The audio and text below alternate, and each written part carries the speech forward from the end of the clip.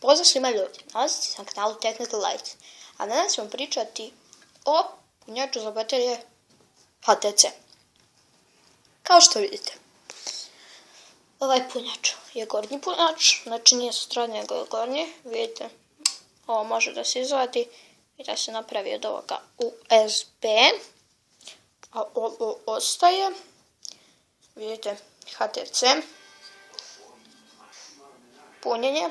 Sad ćemo da vidimo. Napuni za sat vremena pun telefon bude, znači to je dobro. Ovo je običan kabel, ulazi onaj kockasti ulaz, vidite. Znači kockasti, sad ću ja vratiti ovaj USB. No dropping, punjač. Dobar je, stavlja se može se staviti u produžni utičnicu, može da hoće, može da se stavi da punja, ovo je dobro, punjač da se stavi ovaj USB u kompjuter, televizor i to, i da se puni preko toga.